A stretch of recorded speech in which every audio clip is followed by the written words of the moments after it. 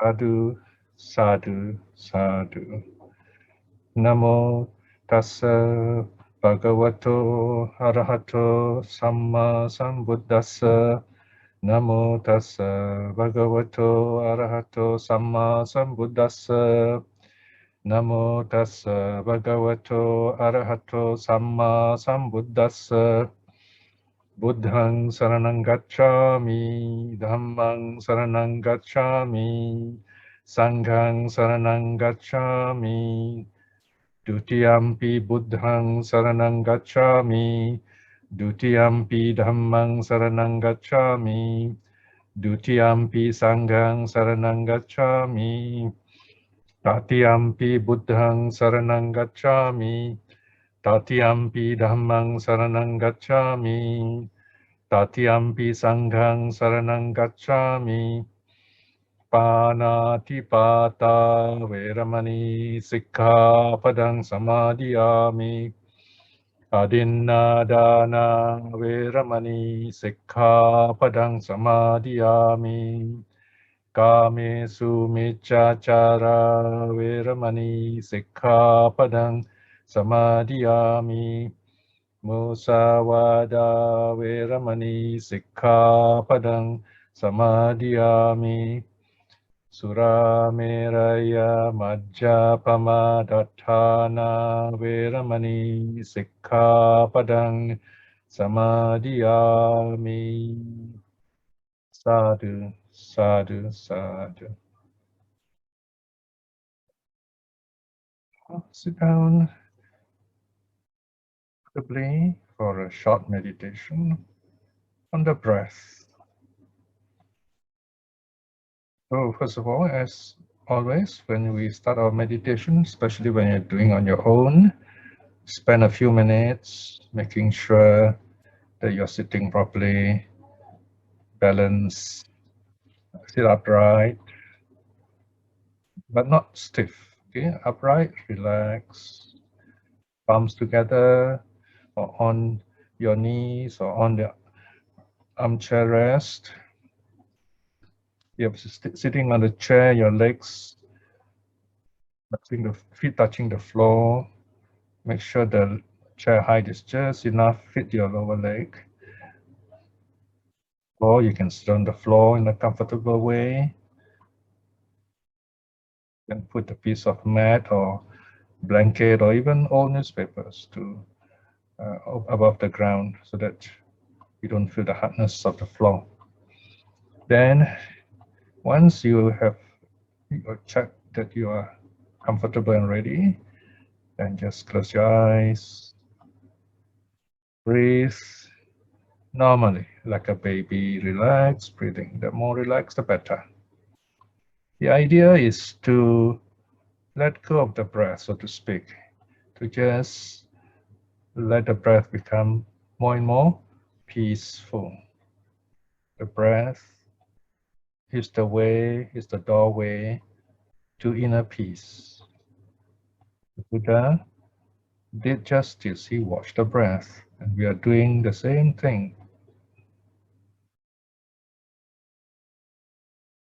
In the first stage, we count the breaths.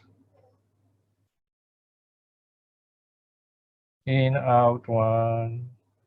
In, out, 2. In, out, 3. In, out, 4. In, out, 5. 1 to 5. 1 to 5. If you like, you can count up to 10, but don't go beyond 10. The number is too big. 1 to 10, 1 to 10, or any number between 5 and 10. Don't use any number smaller than 5, too small.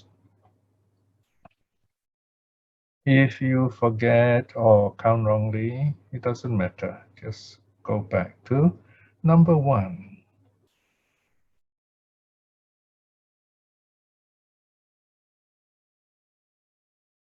In, out, count, and then smile. Smile in a natural way. The smiling helps you to focus. It's easier to focus when you are happy.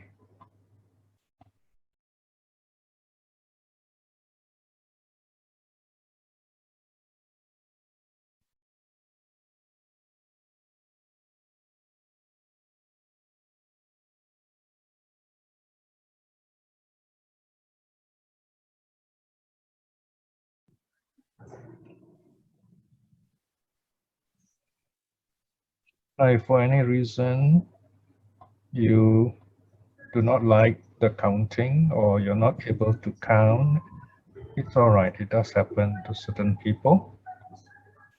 Then you go straight into the second stage, in-out stage.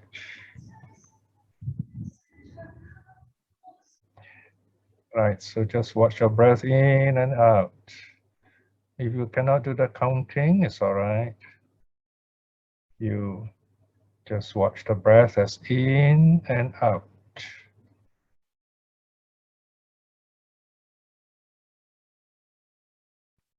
In, out, smile. In, out, smile.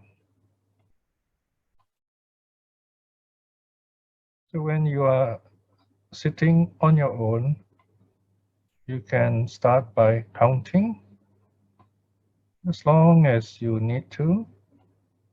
As long as there are thoughts, let's go on counting to clear the thoughts away. And once you feel peaceful,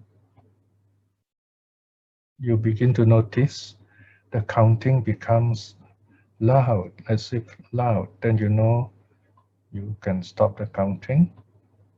Go on to the second stage, the in-out stage.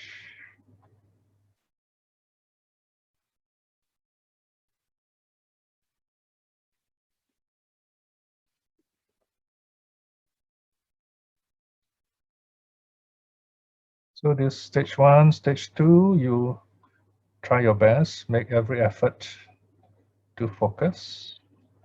The mind will go away, you bring it back. Even when there are lots of thoughts, it just means you have started meditating. That means you are more aware of your mind. So don't judge yourself. Don't worry, just relax.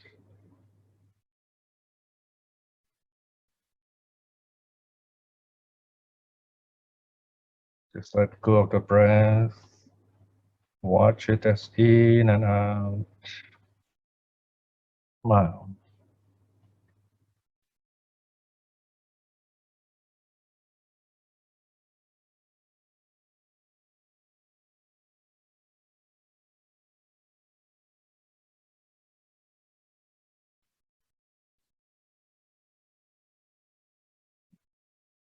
Now, as you watch your breath,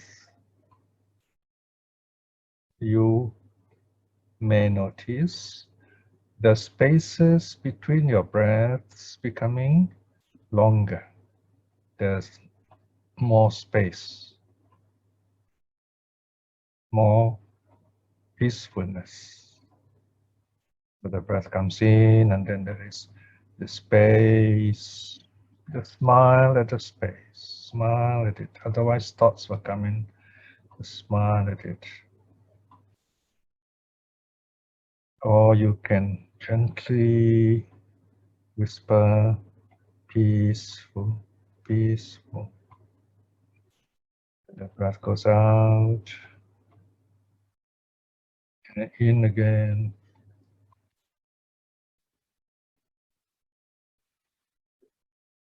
The spaces are often uneven, so don't worry. You just know there are the spaces, and those spaces are peaceful. Smile at the spaces, feel the spaces.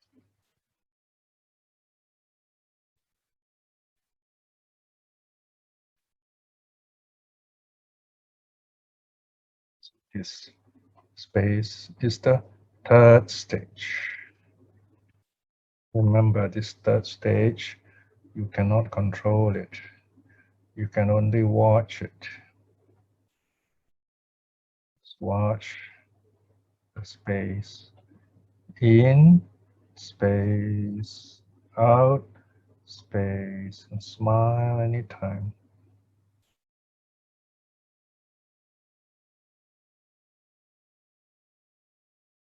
Make a habit of smiling. It helps you to focus better.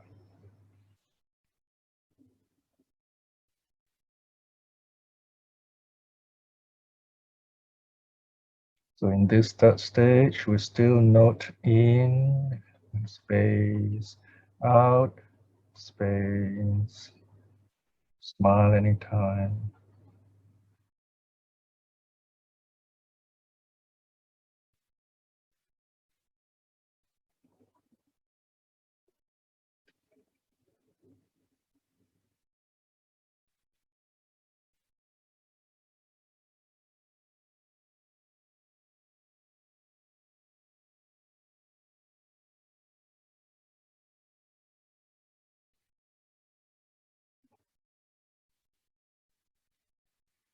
Now the last stage is called the silent stage. Silence, that means we don't say anything at all. We simply watch the breath just as it is, because it is so peaceful. So we do not even want to say anything.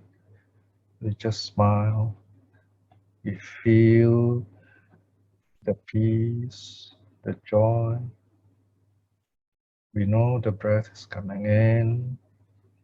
We know there is a space, very peaceful. We know the breath is going out.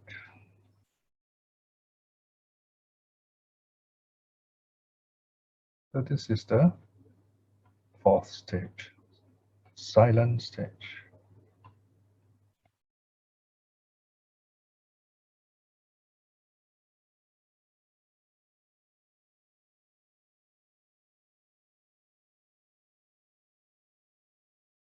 In the fourth stage, the breath is very gentle.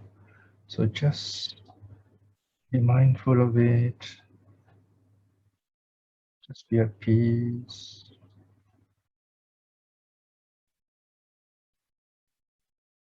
Smile at the peace. Hold it as long as you can. It's very wonderful. You will know when to come out of it. You will know when you need to end. So just go on as long as you can. The moment you start thinking, the meditation will end. So let go of thoughts.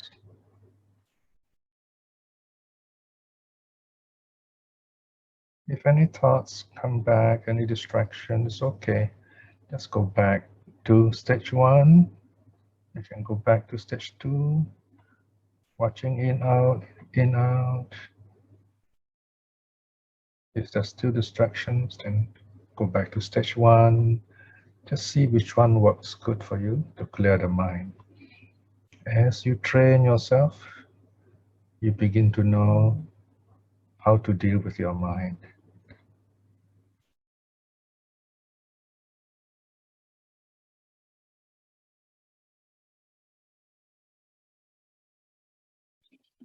Now at this point, please review your practice. That means now you just examine, stop the meditation. Now you examine, review all the peaceful feeling, happy thoughts. Remember them.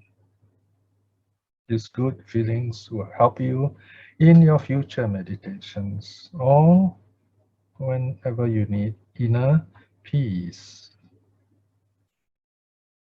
Also remember any distractions or difficulties that you have so that you are more prepared the next time.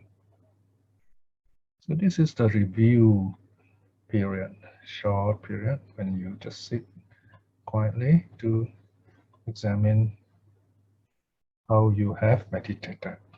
just a few minutes.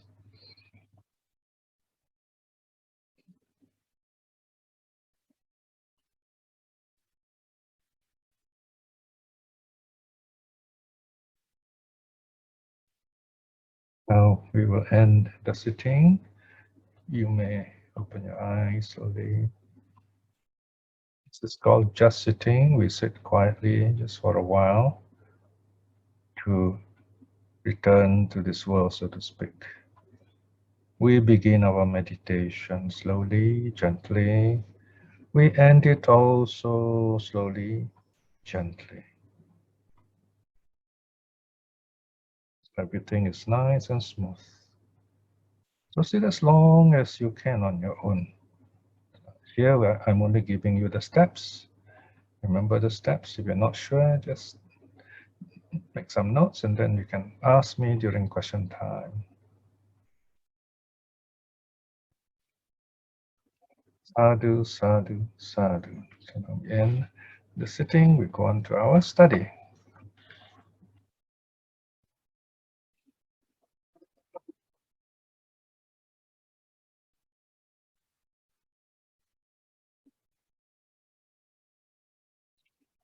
You may notice in our sutta classes, you don't even actually need your notes. Of course, if you want to write notes, yeah, that's very good. It's a very good habit. Just get a pencil or pen and then write the notes on your sutta book or on some blank sheet of paper, foolscap paper. I have friends overseas in Canada where they would interleave. No, they would just put those pieces of paper, A4 or foolscap paper, to write notes. Depends on your study habits. No? So today's sutta is called Aṅgulimāla Sutta. It's a very well-known, very famous sutta, very dramatic story. Aṅgulimāla Sutta, the discourse on Aṅgulimāla. Anguli means finger, actually. Okay, Mala means garland, so it's a quite a dreadful name, Aṅgulimāla. We'll find out what the name means in a while. Sutta means thread. In Malay, you get the word sutra, but it means what do you call it, silk, right? So the meaning changes a bit, but the idea of thread is there. Sutra, because it is a thread that connects us back to the Buddha. It's a very thin thread, so it's like a thought, so we have to focus on it. But it is a strong connection when you are focused.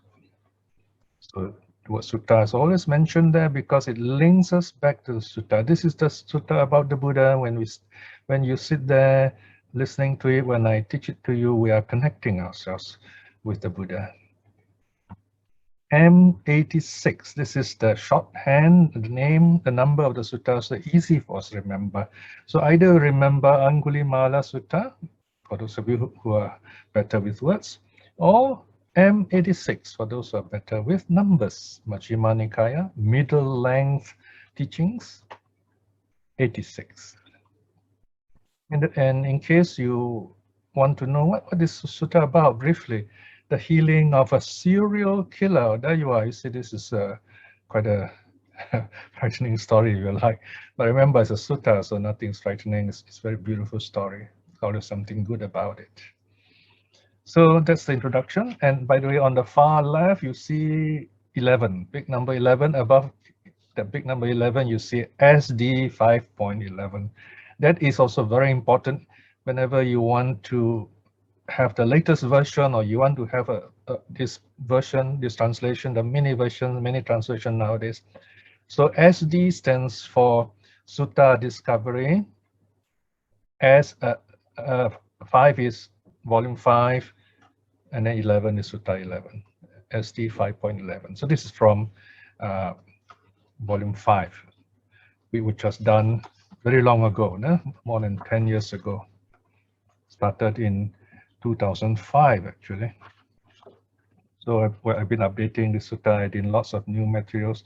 There are lots of new interesting things we learn about the suttas, about the language, the style of the sutta, and so on. So there's so much new things we can learn whenever we study the sutta. So don't assume that we already know the sutta just because we read it once.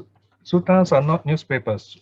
Suttas are living connections with the Buddha.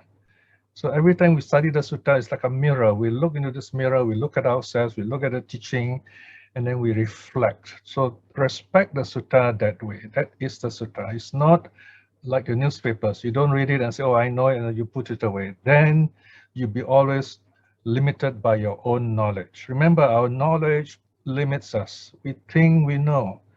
It is the wisdom that frees us. Wisdom is how to use that knowledge.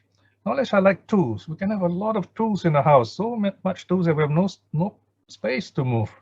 But then you know how to use the tools. That is, you just need a few tools and you're very good with the tools. That's even better. So the suttas are like that. So we study the sutta, we reflect on its meaning. And I try to share with you this experience of the sutta. Now we turn to page 92, the sutta translation itself. All right. Aṅgulimāla Sutta, discourse on Aṅgulimāla, or you can say the discourse on Aṅgulimāla. So Aṅgulimāla is a nickname of this person, right? So we can go down to the translation now, please. Yes, very good. Thus have I heard, at one time the Blessed One was staying in Anathapindika's park in Jeta's Grove near Savatthi. So the Buddha is in this place called Savatthi, all right? And then section 2 says, now at that time, there was a bandit in the realm of the Raja or King Pasenadi of Kosala. So this is in the kingdom of Kosala, named Aṅgulimāla. So Aṅgulimāla is a nickname, it's not his real name. Okay? Actually, only we at this point know his name. So this is called, we are the omniscient audience. We know what's going on. But actual audience, actual actors, actual people, they don't know. They don't know his name. They just know there's this bandit, very dangerous serial killer in the forest, who was murderous, bloody-handed, given to blows and violence, merciless to living beings. On his account, villages were no more villages, market towns were no more market towns, countryside were no more countryside. Now remember, this is a stories. The Indians love stories, and the Buddha tells these stories to this big crowd of people, and you'll be listening to him. Can you imagine one man sitting alone in the open, no microphone, and of course there are no aeroplanes, no trains, so it's very quiet. And then he sits under the tree, and you have like more than 500, thousands of people even, and they can listen to him. And you know, many of these, even modern Indian teachers have a very loud voice, so the voice is, they carry the voice right to the end of the crowd. Of course, those at the end of the crowd, so many of them are not paying attention anyway. So usually we will sit, the closer you sit to the teacher, the more attentive you can be. So very often the teacher will repeat some of these texts so that the audience won't miss it. Right, so here, there's a lot of dramatization, all right? Aṅgulimāla was running around rampant in the forest, killing people. But then here, this line says, oh, the villages become empty, market towns become empty, the countryside become empty, okay? The last word actually is Janapada. Janapada translates as country. Now, it's quite tricky. That's why we have to have a good sense of the words. Country can mean, in Malay, we say negara, a country, a nation, or we say the country, which is an idiomatic expression meaning the countryside. Right? So here it's obvious in this context, the Buddha or the Sutta is talking about the countryside. It can't be the whole country is empty, it doesn't make sense. So here basically people fear this very violent, sword-wielding, arrow-carrying murderer, okay? So people, those villages are very small. Like you see in the local Malay movies, they're very small villages. We're talking about 2,500 years ago. So they tend to move away. They are afraid of this bandit, this killer. Now, let me just stop a while and tell you why he did this, because the sutta doesn't tell you exactly why he did this. This is found in a commentary behind the sutta. The story starts with this young man.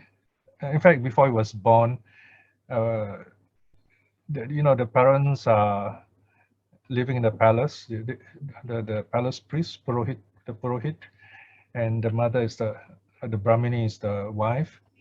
And they had a child, and they believe in astrology, and the astrologer said that, oh, this child is born under the constellation of thieves, when the thieves constellation, the stars of the thieves are highest. So this child is going to be a bandit, chora. In Indian language, it's a chora, meaning thief. Even in Hindi, chor means thief, bandit. It's got different meanings, a broad meaning here. So the parents, of course, are very worried. Father more worried, father more concerned about what will happen to his family.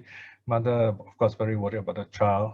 So they named the child Ahimsa, the harmless one, to, counter the bad luck, so to speak. I mean, the Chinese have this very interesting habit too.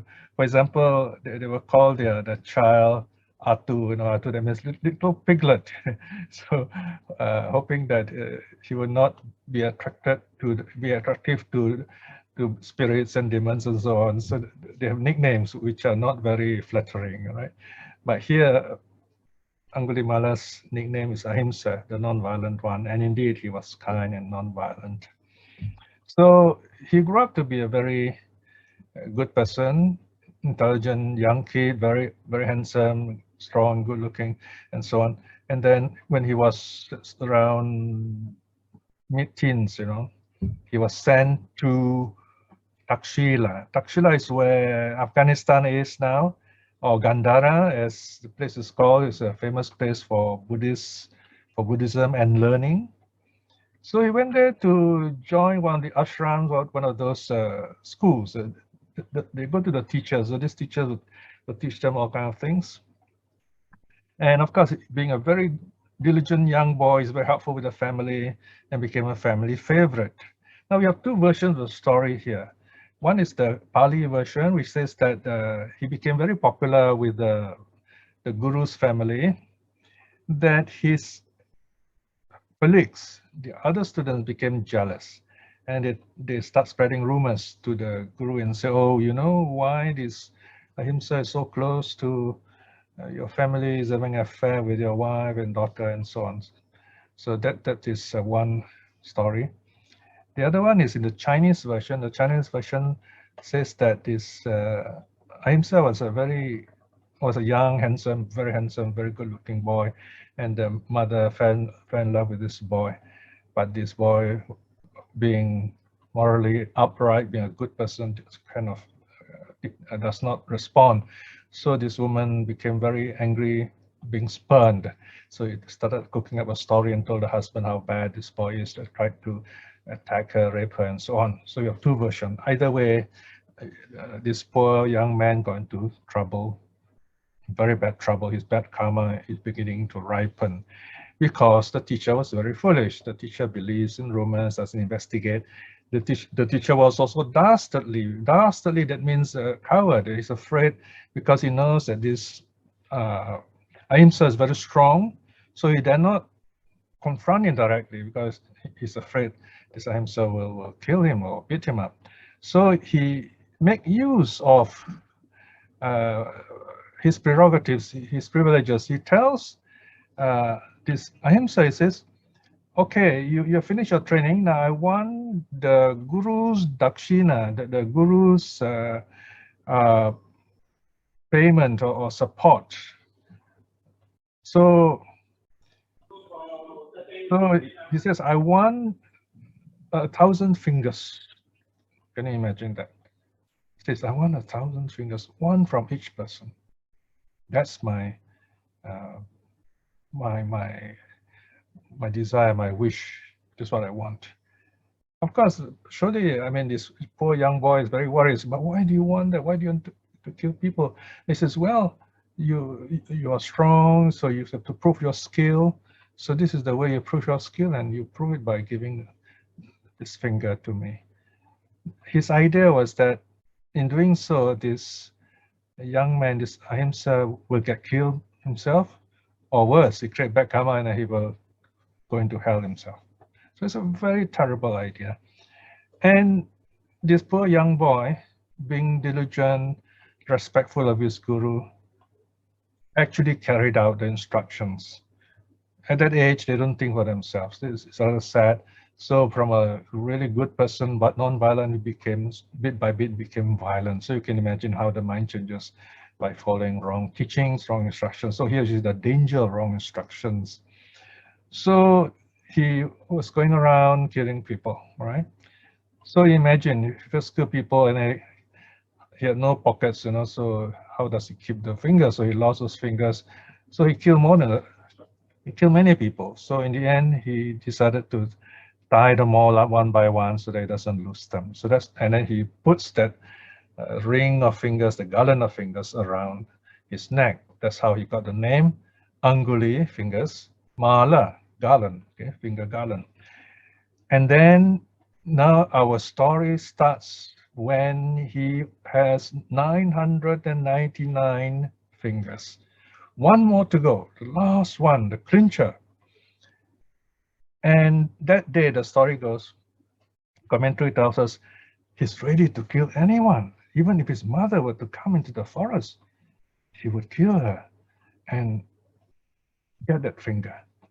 Can you imagine if someone kills a father or mother? It's the worst person you can kill. I mean, you will never have a chance to reach the path to become a stream winner in this life even. So that day the Buddha got out of his early morning meditation and he sees this Aṅgulimāla ready to be helped, because if he's not helped, he will kill his mother that day, because that day the mother is just leaving to go into the forest. Why is the mother doing that? Because this whole drama is building up. The king, the Raja, Pasenadi, is gathering 500 of his soldiers, because the people in his city have been clamoring. They were very worried. They went to the palace and told him, "Oh, king, or your majesty, there is this bandit, this serial killer. You have to capture him. You have to kill him, So he's getting ready. He doesn't know who this killer is. And of course, the people in the palace know. The father probably doesn't know, but the mother, being a mother, knows that's my son. So she wants to go and warn this son. Can you imagine this amazing mother, so full of love and yet doesn't know the danger? All she thinks is the love of this child who is a serial killer now. And she wants to go out into the forest. She has to go alone, otherwise she will get stopped. So she quietly steals up the palace, goes into the forest to look for the son who is a serial killer looking for the last person to kill. What could be more dramatic than this? This is the making of a really amazing Hindi movie, if you like. So here you have the king coming with his 500 soldiers going to capture Aṅgulimāla, the mother going to the forest to approach Aṅgulimāla to warn him the king is coming. So the Buddha saw this. The Buddha said, wow, if this Aṅgulimāla kills his own mother, he has no chance of attaining the path this life. So the Buddha goes into the forest. So you have this convergence of so many important people in the forest. So this is the starting of the story. All right, so here you are, the sutta starts there. We go back to section 3. Then when it was morning, the Blessed One, having dressed himself and taking rope and bow, entered Savatthi for alms. So of course you can't go into the forest on a hungry stomach, especially for a monk who has not eaten for the whole night and the day before. So he goes on his alms round. Then the Blessed One, having walked for alms in Savatthi and returned from the alms round, after his meal and finished his meal, folded up his bedding. Notice, the Buddha calmly goes through all the routine of a monk. Finish eating, wash the bowl, and then folded up his seats and arranged his little kuti, his room, and then taking rope and taking his bowl and outer rope, set out on the road leading towards the bandit Aṅgulimāla. Notice as a monk, wherever he goes, he brings his rope and bowl. Cowherds, shepherds, plowmen, and travelers saw the Blessed One walking along the road leading towards the bandit Aṅgulimāla.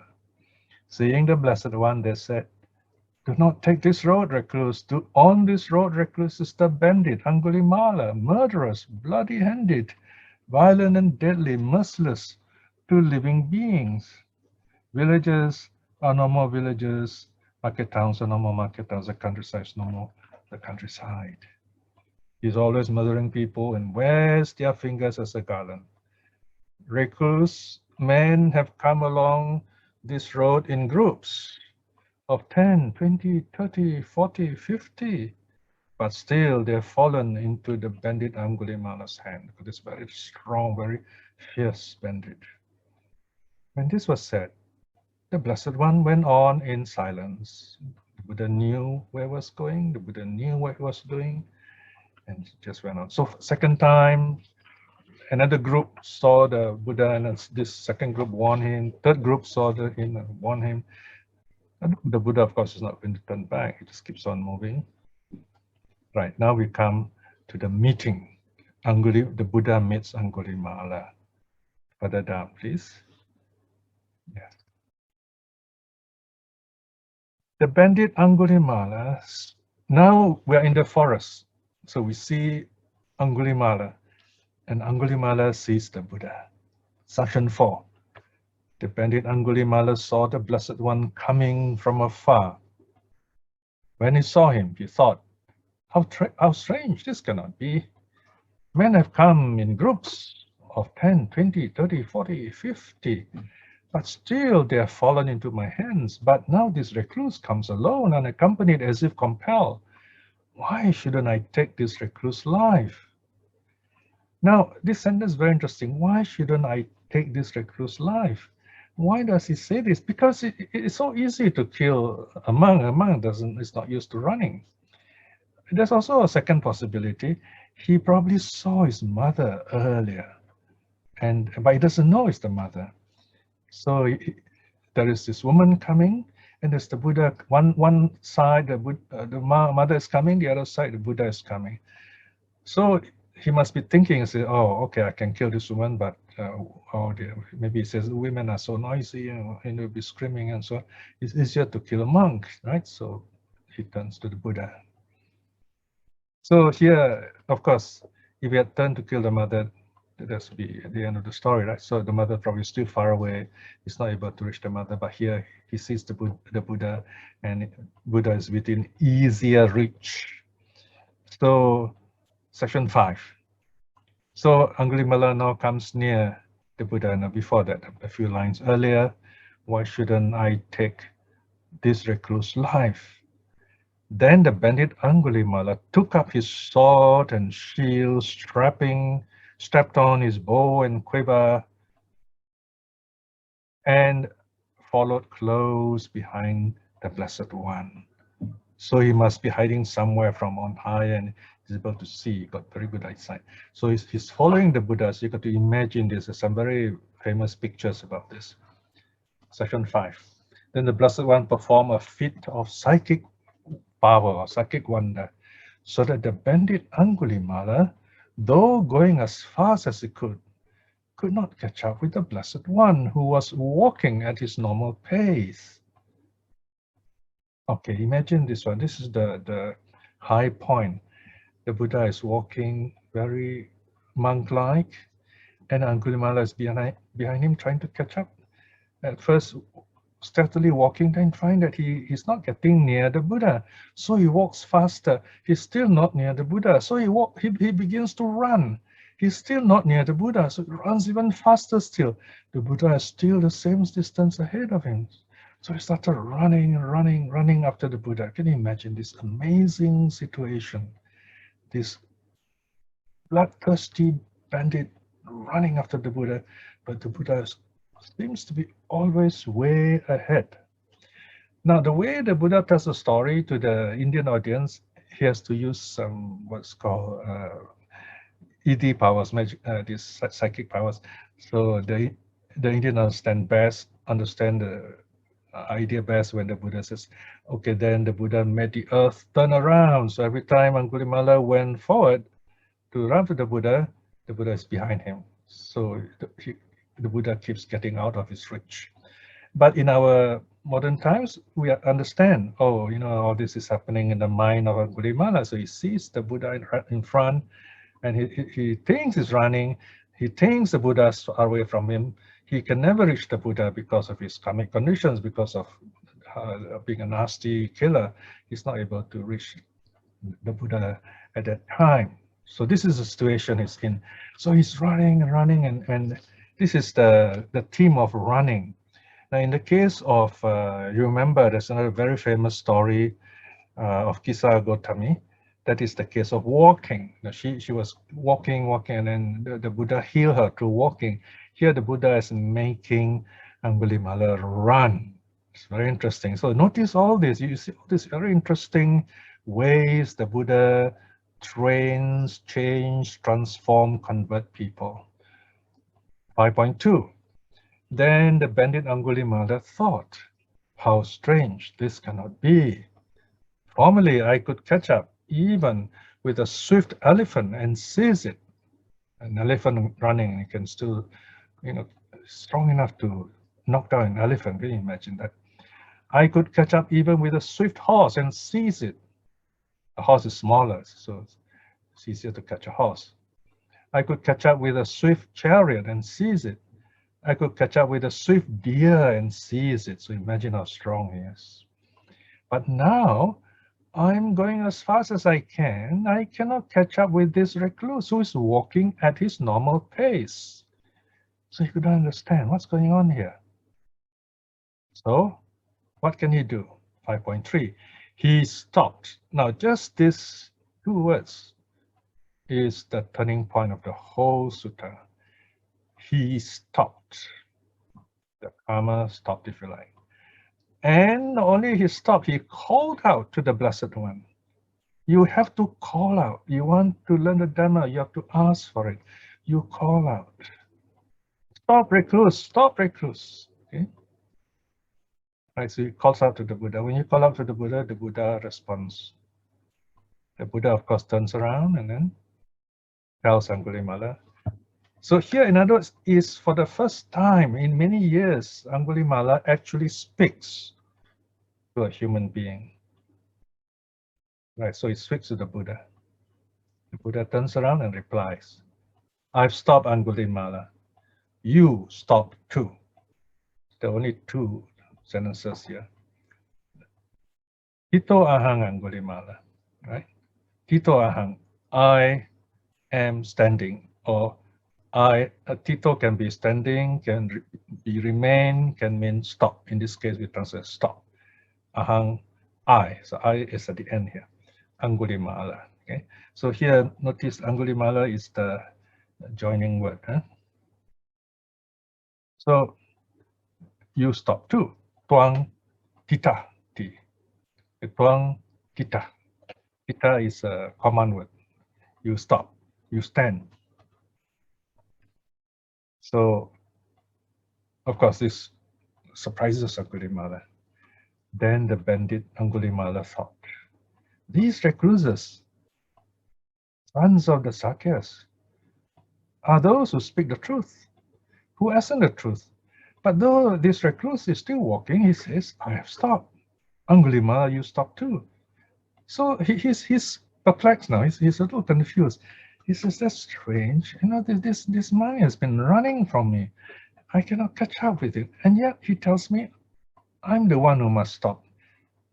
I'm running, and he's the one who's not running. This is a little confusing, but we know all these monks, these Sakya monks, they don't tell lies. What's going on here?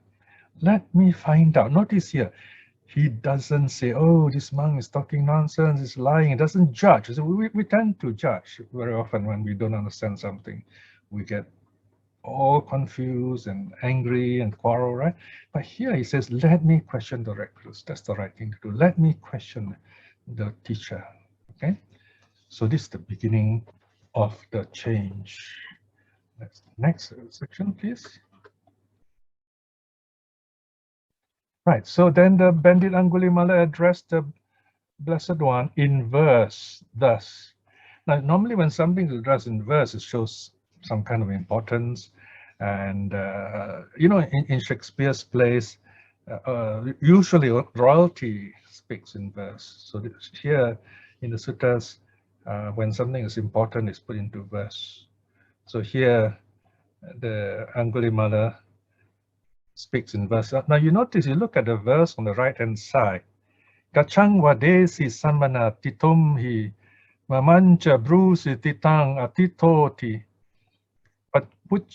puchami tang samana etang matang katang tito tuang ahang atitomhi.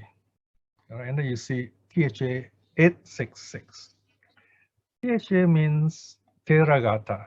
So you have a list of Theragatha here, but over a dozen verses of the elders preserved in the Aṅgulimāla's Theragatha. So this is the verse number 866. The numbers are given there. So this also found in the Aṅgulimāla Sutta. So Aṅgulimāla says, you are walking, O recluse, yet you say, I stand still. And to me who stands still, you say, you stand not still. Therefore, recluse, I ask you this question, how is it that you stand still, but I stand not still, right? So what are you talking about, right? Okay, here we have what's called a teaching of the two languages.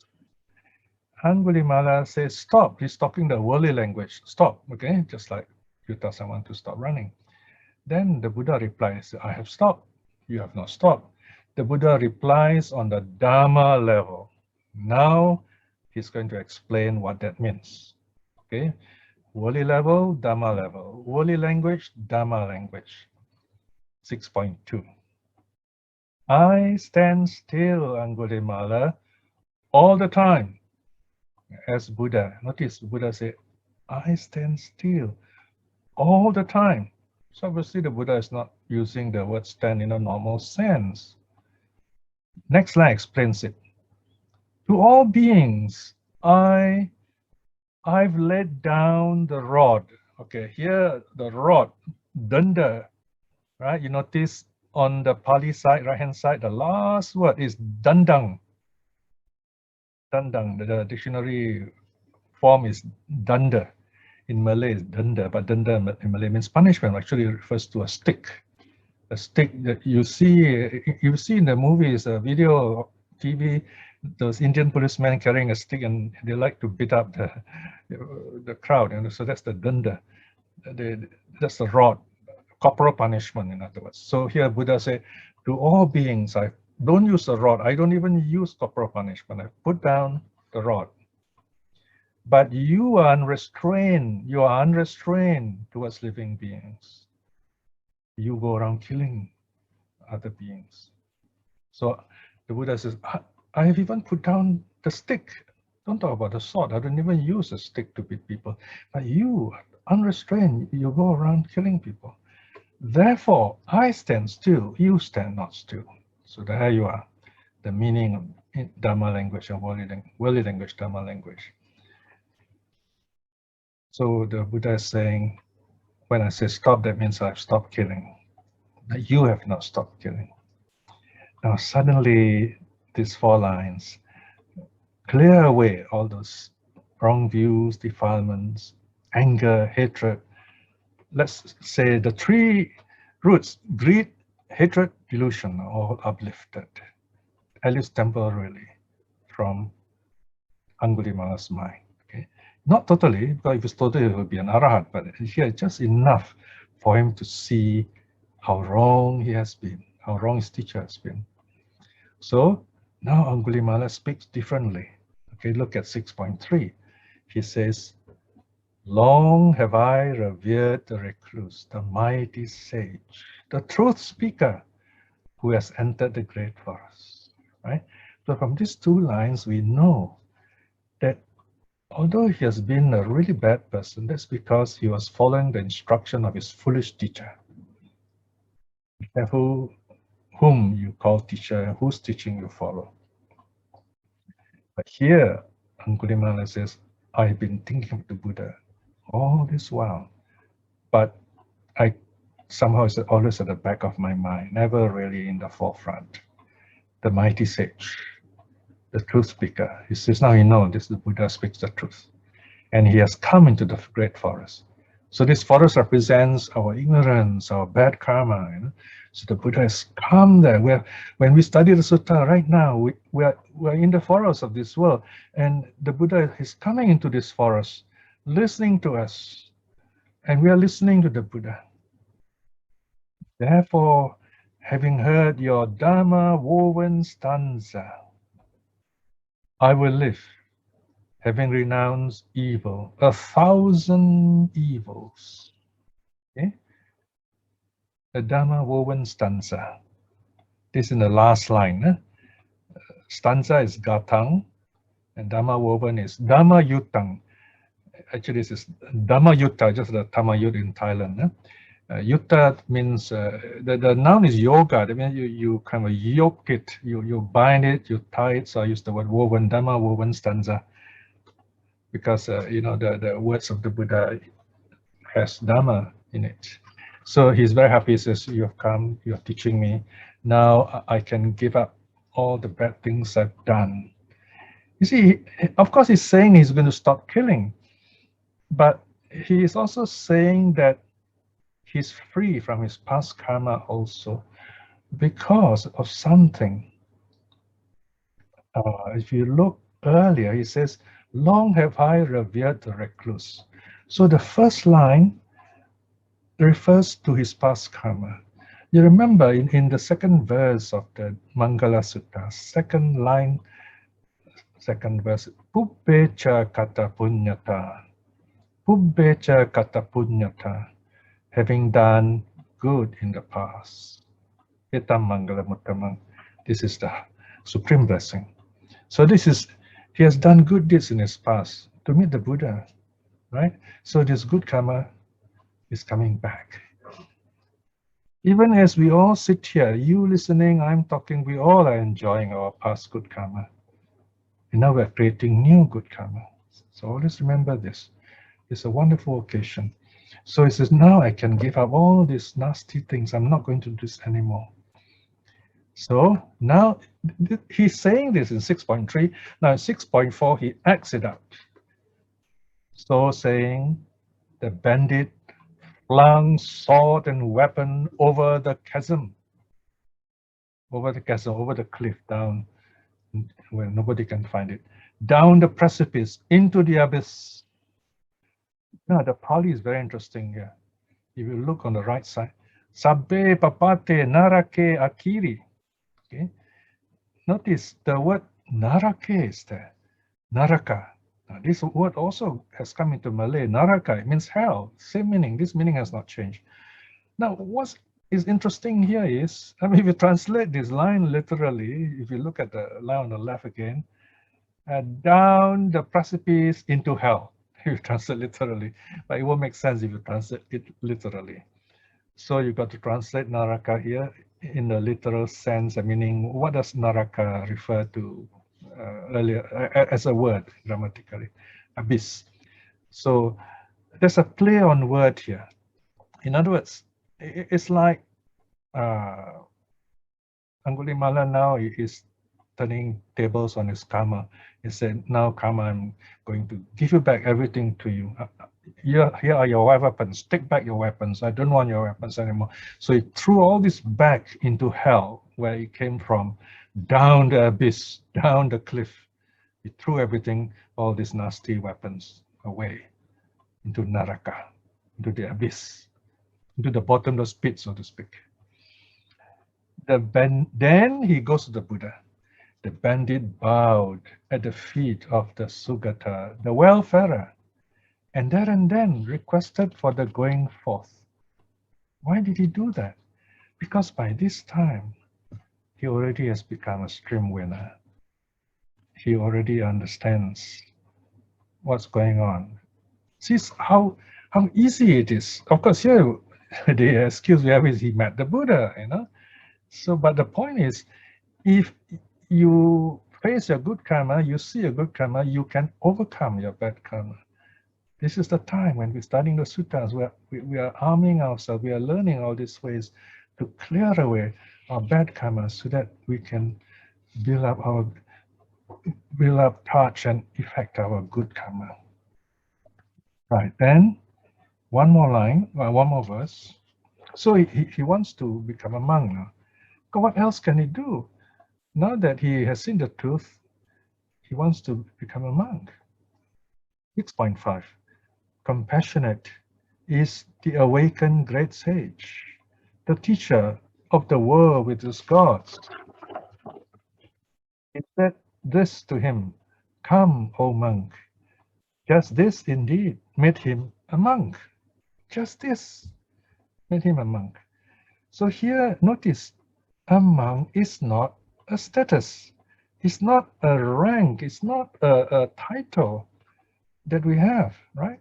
A monk doesn't go around, hey, you got to respect me, you got to worship me, you know, I'm a monk. It doesn't talk like that. He behaves himself calmly, with radiance, and then we see this wonderful radiance, we hear the Dharma, and he deserves respect, right? So it's a state. So here you see Aṅgulimāla becoming a good person. He has reached that state. He has become a stream winner. So all the Buddha need to do is not exactly a ritual, but just a gesture. He stretches his right hand out and say, "Come, O monk." Notice the line, the Pali line across on the right side. Tammehi bhikkhuti tada avocha. Right? Tada, then or thus, no? Avocha said, "Ehi bhikkhu, come, O monk." Tang, to him. All right? And justice indeed made him a monk. So he becomes a monk just like that because of his state as a stream winner. So he's part of the noble Sangha. So now ends the forest drama. Oh, we don't hear anything about the mother. The mother probably is another side of the forest, or maybe the mother saw the whole thing going on. We don't know. All right. Anyway, the mother is safe. So now we come to the concluding verse of this first part of the story. Then the Blessed One set out on the journey back to Savatthi with the Venerable Aṅgulimāla as attendant monk, Paccāsamana, the monk following behind him. After journeying from place to place, the Blessed One arrived in due course at Savatthi, and there the Blessed One stayed in Anathapindika's park in Jeta's Grove near Savatthi. So it's back where the Buddha started at the beginning of the sutta, if you remember. So the timing is perfect, right? We have an intermission, we have a short break here before the next exciting chapter. So 5 minutes break. Thank you, Piya. Right now we go into Act 2, second part, the non-violent transformation. This time we see a lot of people, including the king. The king Pasenadi also is there. Okay. All right. So this section 8. Now, at that time, a great crowd had assembled at Pasenadi's palace and raised a hue and cry. So this seems to be a little. It seems to be ongoing. This crowd were there. They were very worried. Okay. So in the drama in the forest is already over. So here, to have dramatic continuity, you see this, the crowd, the palace still there. These people are still complaining to the king that they're afraid. So this crowd says, "Your Majesty, there is in your realm a bandit named Aṅgulimāla. He's murderous," and so on. So same thing as mentioned before, he's been killing people. Notice how the crowd is now living in the past because Aṅgulimāla is no more there. But they don't know this, you see. So they're still living in the past, and the fear is all in the past, but it's real, right? So many of our fear from the past, but the fear is real, right? So look at the last line. Having again and again murdered people, he wears their fingers as a garland. let your majesty stop him, right? So it's getting the king, say, this is your job. So those days, that's what the king does. The king is supposed to protect the people, right? This is the good king in the Buddha's time anyway. Right, so the king, of course, he's quite worried. He knows this Angulimala is very dangerous, very strong, very clever bandit. And he often respects the Buddha, and this is a time when he wants to see the Buddha for some blessings, if you like. Because he's also afraid of Aṅgulimāla. Section 9. Then early in the day, Pasinadi, the Raja of Kosala, set out of Savatthi with 500 horsemen. Notice how worried he is. He has 500 horsemen with him, heading for the park, the monastery. Going in his carriage as far as the road was possible for a carriage, he alighted from it, proceeding on foot, went up to where the Blessed One was. And having gone up to the Blessed One, he saluted him and sat down at one side. Now, I want you to picture this very carefully. This is what some things are not mentioned here, but from a study of Indian society, ancient society, we know, especially kingship. The king comes in his chariot, but then he stops up to a point. Doesn't ride in his chariot into the monastery, because the monastery be quite quiet, in the forest. So he stops outside the forest, and he will leave his royal insignias, his sword, his diadem, and so on. All those things are 5 of them, which mark of his royalty. He will leave it with his chamberlain or someone taking care of it, and he will go in as a normal person without any arms. Remember, okay, he goes as a normal person. 9.2. As King Pasenadi sat there at one side, the Blessed One said to him, now the Buddha is being a little humorous here. He said, what is it, Maharaja? Is Senior Bimbisara, King Bimbisara, the Raja of Magadha, angry with you? Or the Lichuis of his family? Or some other hostile kings? So he sees the king with all these 500 soldiers and so on. So he's saying, wow, are you preparing to fight? Are you going for another battle? So from this, we know that this is quite early in the 20th year. Anyway, the commentary says this event happened in the 20th year. King Bimbisara was still alive, it seems, at that time. So King Pasenadi replies, section 10, Bante, Senior Bimbisara, the king of the Raja of Magadha, is not angry with me, nor the Lichavis of Vesali, nor any other hostile kings. But Bante, there is in my realm a bandit named Aṅgulimāla. He is murderous, bloody-handed, and so on. So everything is repeated there. But this repeating is very important for the audience, the ancient audience, because just to remind them that Aṅgulimāla is a very dangerous character. Now, in the stage play for the village stage play, traditional stage play, you see those drawings, the carvings, those puppets showing the character has got sword, very violent, and so on. So here the king tells the Buddha, says, well, there is this killer, and now let's go on to 10.2 further down. So the king says, Bante, I will stop him, but I'm unable to stop him.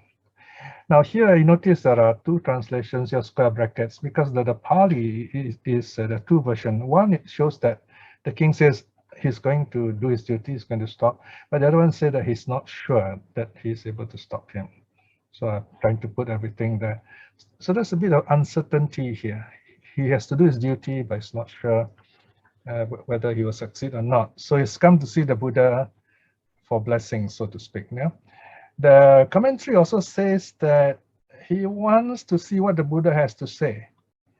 Right? So in his mind, although he didn't say it, but the commentator tells us that he says, okay, if the Buddha says, oh, you will never be able to catch this Aṅgulimāla, right? So then he won't go, right? That was his idea, see?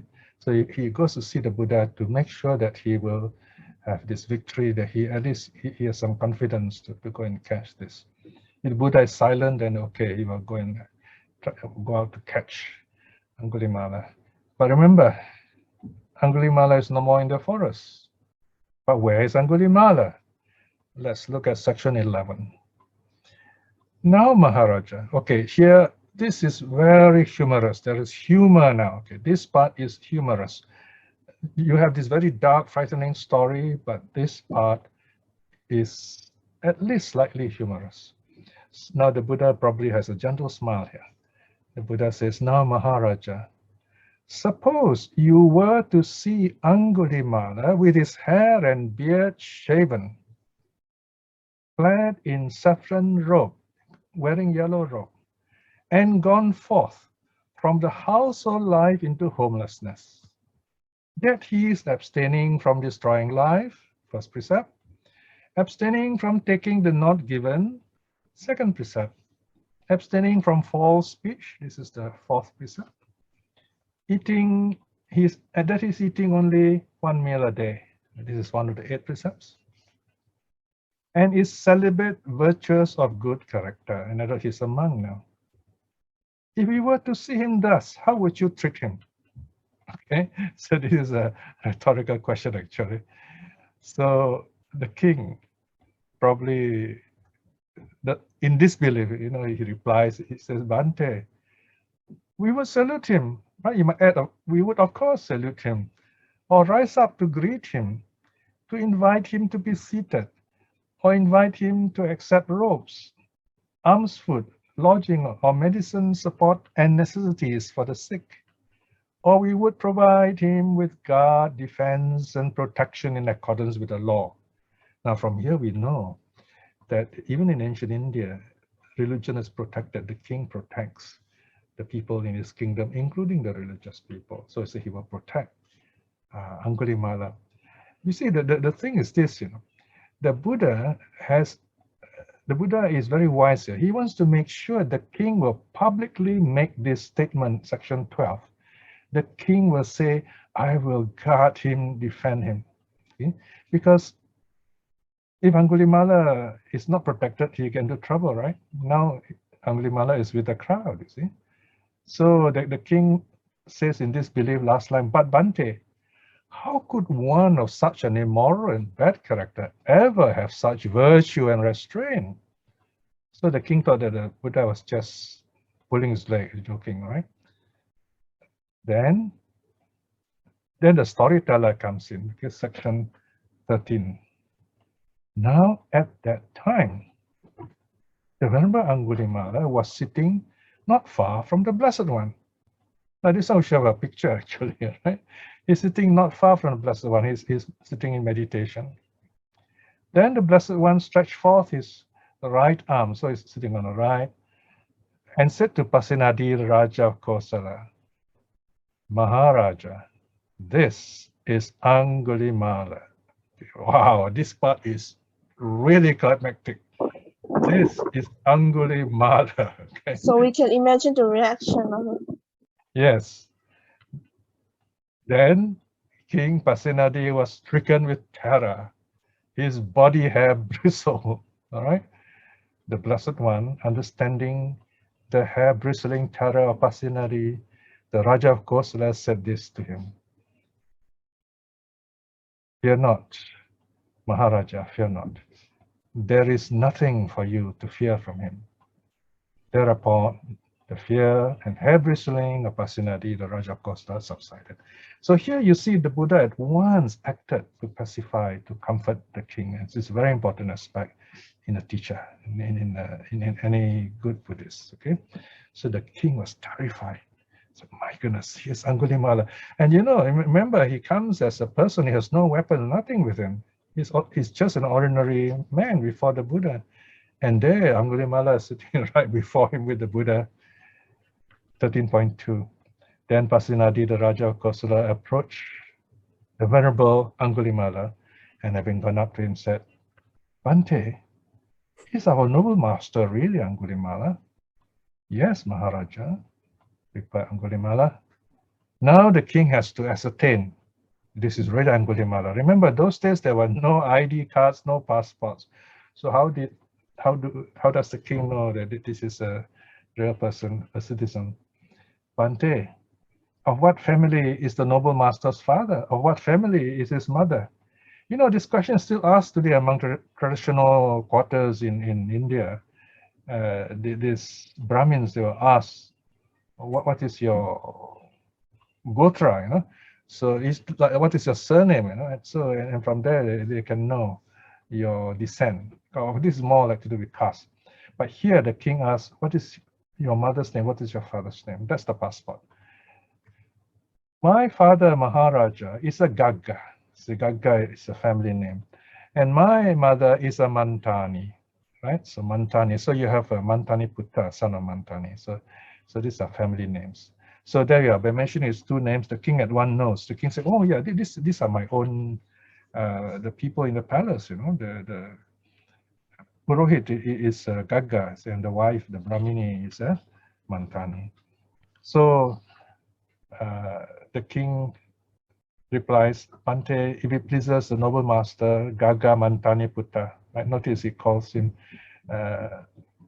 son of Gagga and Mantani. Right? So the parents' name are joined together. I shall provide the noble master Gagga Mantani Putta with robes, arms, food, lodging, and medicine and support in sickness. Now, at that time, the Venerable Aṅgulimāla was a forest dweller and an alms food eater, a refuse rag wearer, and restricted himself to 3 robes. So the Buddha, this Aṅgulimāla is practicing 4 of the 13 Dhutanga, the strict practices. Okay, so these strict practices, they slowly grew, okay? So there were 4 at that time.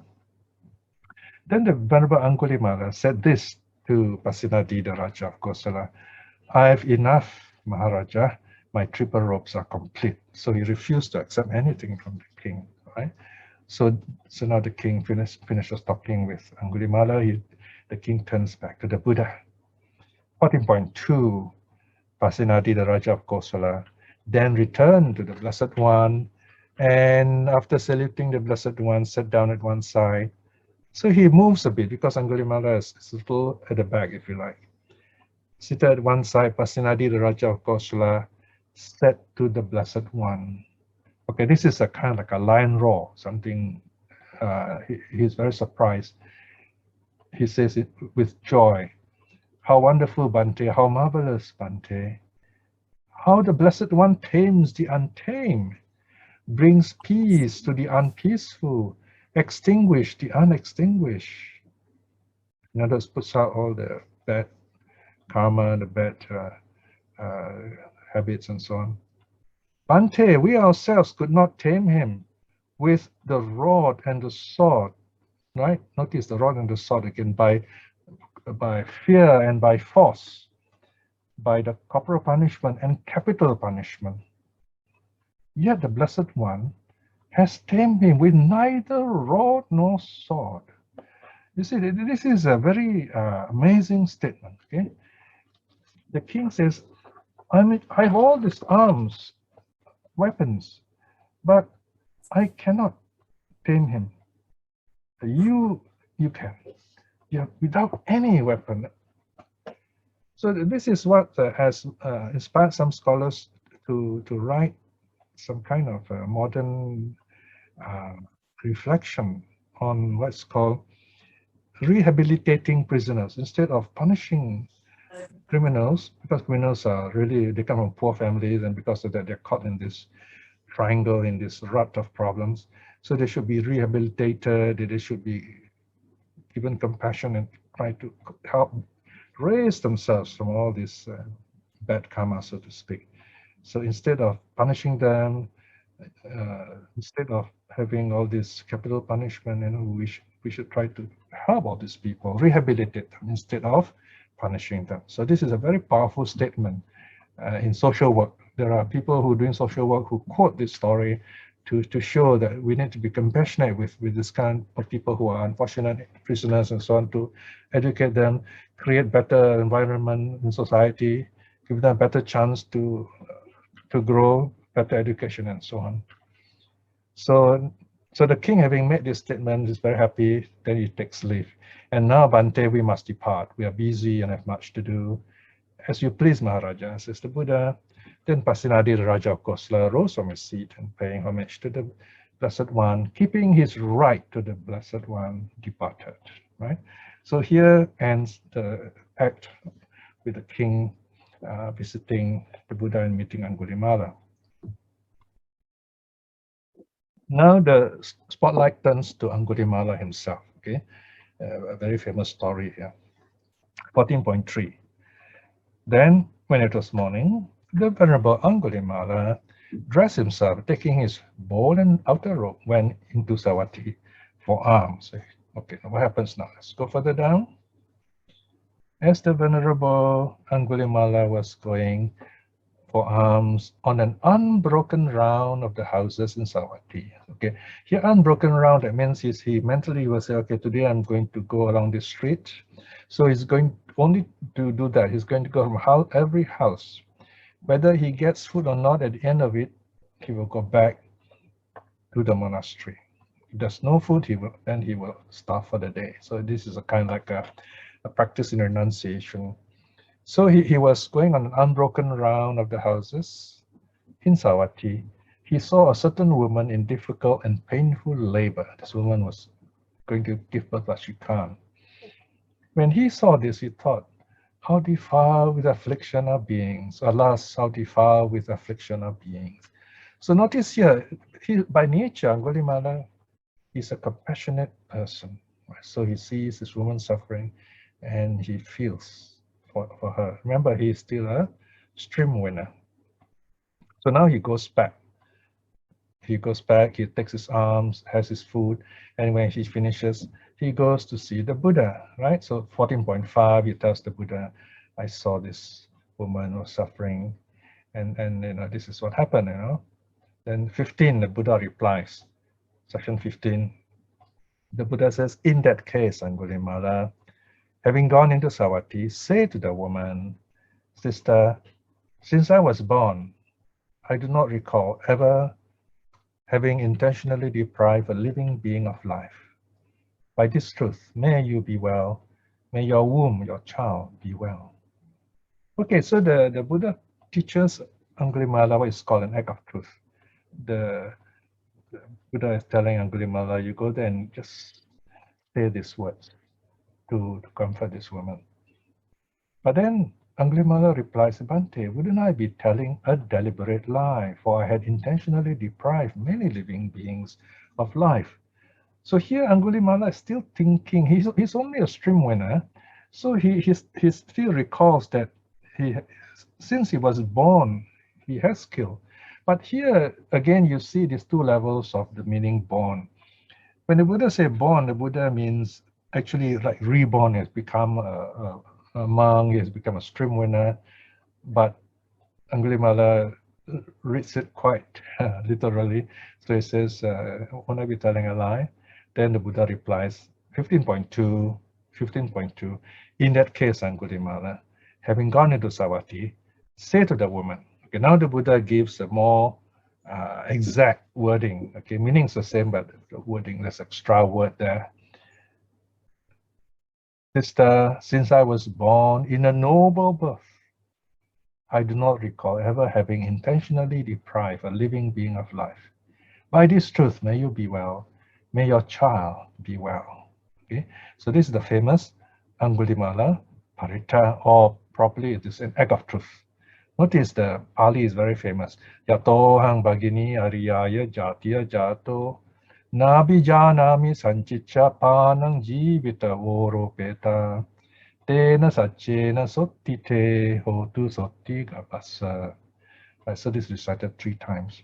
Anyone can recite this with a calm mind, even a lay person. You keep the precepts and then think of the Buddha, and then if your wife is going to give birth, just recite this. Say Namo Tassa 3 times, say the precepts, take refuges and precepts, and then recite this 3 times. So, with metta would be good, all right? So there you are. This is the Aṅgulimāla's act of truth. So Aṅgulimāla says, yes, Bhante. The Venerable Aṅgulimāla replied in essence to the Blessed One. Then he goes into Savatthi and looks for the woman, and then he does just that. He recites these words to the woman, and the woman gives easy birth and his job was done. Okay, so that part of the story ends again. That act. Now we come to the fourth act. It's becoming even more dramatic now, because remember, Aṅgulimāla is only a stream winner.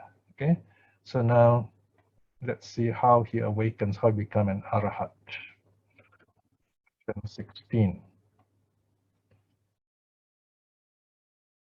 Then the Venerable Aṅgulimāla, dwelling alone, aloof, diligent, executive, and resolute, in no long time at all, right here and now, having realized it for himself through direct knowledge, attain and dwell in the supreme goal of the holy life, for the sake of which sons of family rightly go forth from the household life into homelessness. So in other words, he went into retreat, meditated, and then he has what's called review knowledge of his awakening. He directly knew birth is destroyed, holy life has been lived, done what is to be done, there is no more of this state of being, right? So that is his thought, and then the narrator tells us, and the Venerable Aṅgulimāla became one of the arahats. So he is very clear, he has awakened already, okay? So that part is finished, he becomes an arahat. Now, as an arahat, he goes into Savatthi to collect alms again, 17. So this is towards nearly the end of the story, you know. Then when it was morning, the Venerable Aṅgulimāla dressed himself and taking his bowl and outer robe went into Savatthi for alms. Now on that occasion, someone threw a clod, a large piece of earth, and hit the Venerable Aṅgulimāla's body. Someone else threw a stick and hit the Venerable Aṅgulimāla's body. Someone else threw a potsherd, a broken piece of pot, and hit the Venerable Aṅgulimāla's body. Then, with blood streaming from his cut head, with his broken bow, with his outer robe torn, the Venerable Aṅgulimāla went to the Blessed One. So he's hurt, see? Blessed One saw the Venerable Aṅgulimāla coming in the distance. Seeing him, the Blessed One said to him, remember now Aṅgulimāla is already an arahat, okay? Buried Brahmin, you are experiencing here and now the fruit of karma, because of which you might have been tormented in hell for many years, for many hundreds of years, for many thousands of years. So here is where you see even arahats, they face their past karma. They don't create new karma, but they face their past karma. They finish it off before they awaken, in other words. So sometimes we go through strange, bad experiences partly because of that. We just want finishing off this past karma, and we just let it happen. And if we don't fight it, then we will just finish off like that, in other words. Because the more we fight back, the more new bad karma we create, in other words. So we have to use our wisdom here. In other words, loving kindness never fails. All right, so here we have Aṅgulimāla understanding the nature of his life. It's coming to an end now. He's an arahat, and he's finishing his karma. So now the sutta closes with a set of suttas, a set of verses rather. So let's have a quick look at the verses. They're called verses of uplift, joyful verses. Section 18. Then while the Venerable Aṅgulimāla was alone in retreat, enjoying the bliss of liberation, he uttered these verses of uplift. So these are all joyful verses. Notice again on the far right-hand side, you have the short form THA, Theragata, 872, 873, and so on, right to the end. And there are also Dhammapada verses. So many of these verses appear in different places. It shows that the verses are very ancient. They are preserved in a number of places. Notice in the middle, this verse 19 here is also Dhammapada 173, and it is also Theragata 872. Now, the verses 19 and 20, they kind of go together from Dhammapada, and Aṅgulimāla reflects. So this is the background of the verses. There are also other stories in the Dhammapada, but this is for Aṅgulimāla. He reflects. He's sitting alone by himself and reflecting happily. Whose past bad deeds are blocked off by good deeds, brightens this world like a cloud-free moon. So he's reflecting on himself, he's very happy. The young monk who devotes himself to the Buddha's teaching brightens this world like a cloud-free moon. Aṅgulimāla is very young, you know. I would say if you roughly calculate what's going on in his life, maybe his early 20s. He would be in his early 20s, right? So this is he's a young monk, so he says, I'm young, I've dedicated myself to the Buddha's teaching. Then the next 3 verses are very beautiful, and this is something you should learn and maybe rephrase it a bit, or even use it as it is during your cultivation of metta. Remember, he has killed so many people, and many of them are very angry with him because they lost their husbands or wives and so on, and lost their fathers and mothers. So he has a lot of enemies. Okay, people, of course, don't care whether it's an arahat or not, but they've lost their relatives. So he's showing his loving kindness to them. Verses 21, 22, 23, and something we should reflect on. Let even my enemies hear the Dharma talk. Let them be devoted to the Buddha's teaching. Let even my enemies associate with those people. The good lead others to embrace the Dharma. Let my enemies in due time hear the Dharma from speakers of patience, who praise harmony and may they act accordingly. For surely then he would not wish me harm, nor harm others too, nor harm other beings too. He would gain supreme peace. He would protect all, the moving and the still, right? So in verse 23 is referring to us, each of us. So if we practice metta, we will attain the path, right? And we won't hurt anyone, whether moving or still, whether living beings or even plants, we will not hurt them. And he reflects again with joy. Verses 24, 25 are from, one is from Dhammapada, but both are from Theragatha. He's reflecting on training this time, Dharma training. Ditch diggers guide water. Fletchers bend the bow. Carpenters bend wood. But the wise tame themselves. So it's reflecting on different kind of work people do, right? Ditch diggers, those who build canals, they guide the water. These are all ways of training, right? The fletchers, the bow maker, bends the bow, right? Use heat and bend the bow. Then the carpenters bend wood. But the wise bend the mind, tame themselves. This is the idea of bending the mind, directing it to goodness. 25. Some tame with the rod, some with hooks, others with whips. Notice he's referring to animals here. The rod, hooks, and whips, right? Elephants and cows and so on. Eh?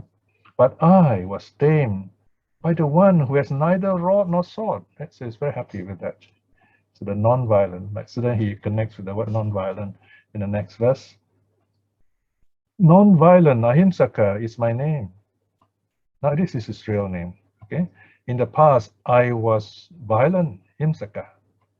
Today I am truly named, for I violate no living being at all. In the past, a bandit was I, known as Finger Garland, Aṅgulimāla. Being carried away by a mighty flood, I found refuge in the Buddha. In the past, bloody-handed was I, known as Finger Garland, Aṅgulimāla. See the refuge I have found, that which leads to new Next page, please. Next page, yeah. In the past, bloody-handed was I, known as bloody-handed Aṅgulimāla. See the refuge I found. So here Aṅgulimāla is saying, see, I found the Buddha. That which leads to new existence has been removed. So there's no more rebirth, there's become an arahat. Having done many such bad deeds that lead to bad realms, touched by karmic ripening, debt-free, I eat my food. Now he's talking as a monk.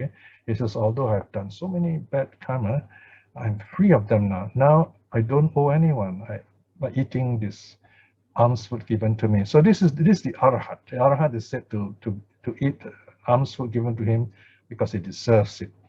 The monk who is really good is said to, who keeps precepts, eats alms food like an owner. Okay. Whereas the monk who is false eats like a thief. So this is quite an interesting warning.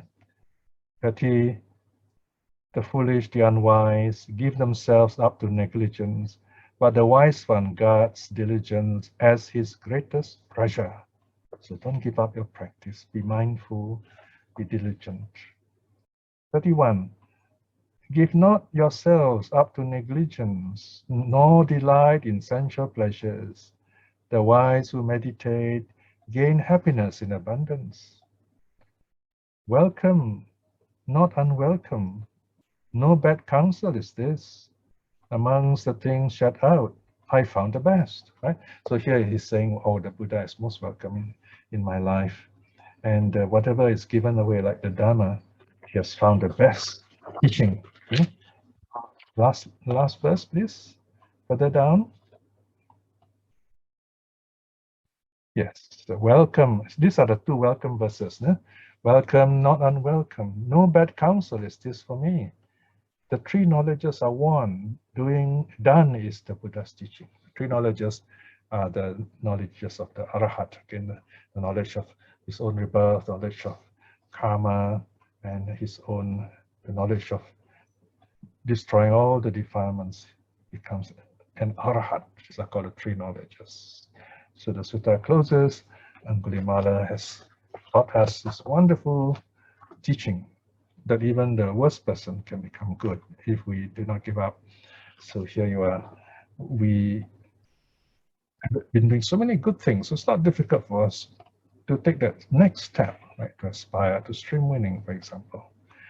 So I end the sutta lesson here now. We have about 20 minutes for questions. Thank you, Brother Piya, for explaining the sutta. Time for Q&A. Please feel free to raise your hand or type in the chat box. I will now pass to Sister Isim for the Q&A. Sister Isim. Thank you, Sister Wendy. Thank you and sadhu, Brother Piya, for the sutta teaching and with detailed explanation and guidance. Dear brother and sisters, gentle reminder to switch on your video, please, for during the Q&A session. Let me read out the first question from the chat box from Sister Tai Po Chi. Brother Piya, what was the teacher's intention to ask Aṅgulimāla to kill? How come Aṅgulimāla changed even before Buddha spoke? Okay, in the first case, we are talking about this very young man, probably 16 to 18, so he's still, he can't really think for himself, so to speak. He's still obedient to the teacher, so just follows whatever the teacher instructs him. Okay. Now, when he meets the Buddha, it's this action of running after the Buddha. He's trying to attack the Buddha from behind, but he couldn't do it, you see. So that's what made him wonder, how come, despite all his strength, he's not able to capture the Buddha? It's because of his karma. See, he has not done enough good to be close to the Buddha. He cannot understand the Buddha because he has been doing a lot of bad things. So that's the meaning we look from the sutta. Then he stops. He stops now when he speaks to the Buddha. Then, in other words, he opens up to the Dhamma. So this is the bigger story behind the conversion of Aṅgulimāla. We're talking about the Buddha, who is this great teacher, who is so spiritually strong. He's able to protect himself from being harmed. His own good karma prevents him from being killed by others as a Buddha. Okay, according to tradition, the Buddha is one person nobody can kill. He will die a natural death because of his good karma, in other words. Okay, so I hope that helps you to understand that part of the story better. Yeah? Okay. Thank you, Brother Piya. The next question from Brother LCO. Is this sutta teaching us that once we seek refuge in the Buddha teaching, we can be relieved of our bad previous karma in following the right path of the Dhamma? The simple answer is yes. The next step is we've got to examine what do we mean by going for refuge. Okay, so if you go for refuge purely ritual, you go for refuge to the teacher, but not to the Dhamma, then it doesn't work. Then it's different. Okay, when you go for refuge, you go for refuge to the Buddha as teacher, to the Dhamma as teaching. That means you're practice it, and then to the noble Sangha, not the conventional Sangha, because most of the conventional Sangha don't keep the precepts. They don't even follow Vinaya. But here the noble Sangha, the stream winners and so on, then you aspire to stream winning. So you also practice the precepts, then it will work.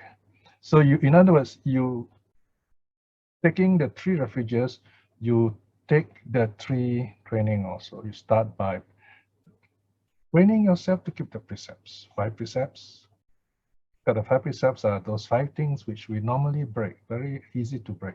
So we mindfully learn to keep them, understand why we break them. From there, we build up our good karma. And then we get the peace of mind to the precept to calm the mind, to focus the mind, so that we can think better, we feel happier, and easier to practice because we're happier. That's why we smile during the meditation, if you remember. Okay, you know, it's very easy for us to get distracted by a negative thought. Suddenly a negative thought comes to us and then we don't feel like coming for Sutta class. A negative thought comes and we stop listening to Suttas. A negative thought comes, we have something negative towards the teacher. We stop listening to the Dhamma also. Right?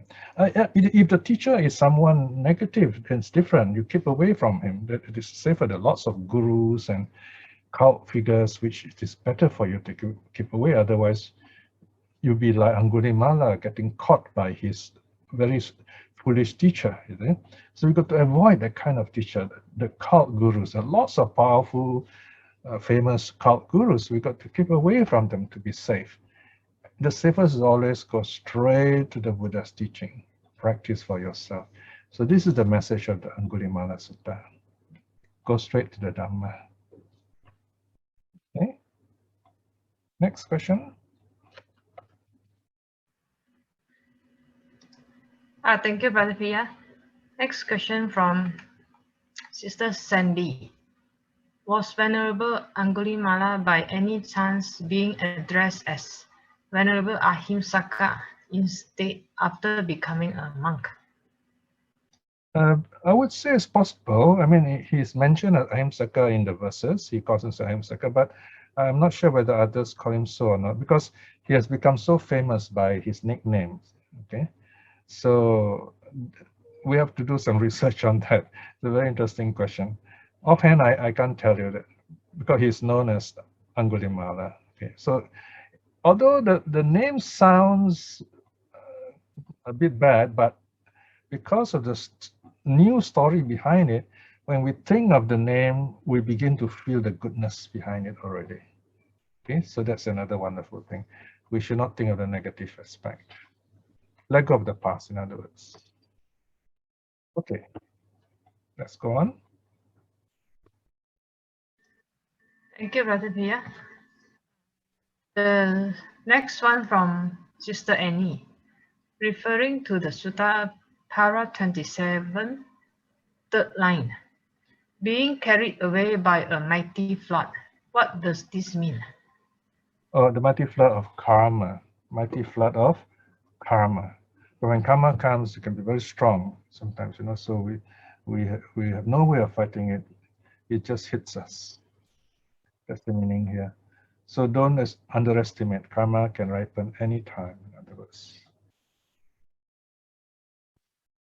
Okay, let's go on. Thank you, Brother Piya.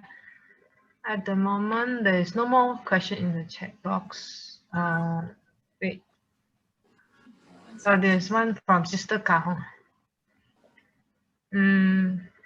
Brother Piya, would appreciate if you could explain the three knowledge mentioned in the last verse. Sure. Okay. The three knowledges are an old formula which refer to the awakening of the Arahat. The Arahat's first knowledge is his ability to recall his own past lives. He knows what he was in the past, and from there he understands why he's caught in the present situation, and so he in other words knows the conditions of his past life. Right. So that is about rebirth. The second knowledge is the knowledge of the arising and passing away of others according to their karma. So he is able to see when he directs his mind how other people, any of us, for example, are reborn in the past, what we did, the good that we did, the bad what we did, and then now we are reborn in this way because of past karma and so on. So the first knowledge is about rebirth. The second knowledge is about karma. He sees how other people, how beings fare according to their karma. Now the third one is called the knowledge of the destruction of the influxes. Influxes are those things that influx, that move in through our senses and flood our lives and keep us caught in samsara, defilement, suffering in this world. The first, of course, is sensual desire, and then we have the desire for existence. We want to be this, we want to be that, and then the third one is views, any kind of views, especially wrong views. And number four is ignorance. Now, all these the Arahats has overcome. So this is a summary of the 10 fetters, if you like. The 10 fetters are quite long. I don't remember them all exactly, but you can find them out in the Sutta notes. You can easily look them up. If you can just message, we can give you the whole list. There are also suttas on the 10 fetters showing you the various stages of sainthood and how they break up the 10 fetters. All right. So the summary is the 4 influxes which are destroyed by the Arahat. Okay, hope that helps.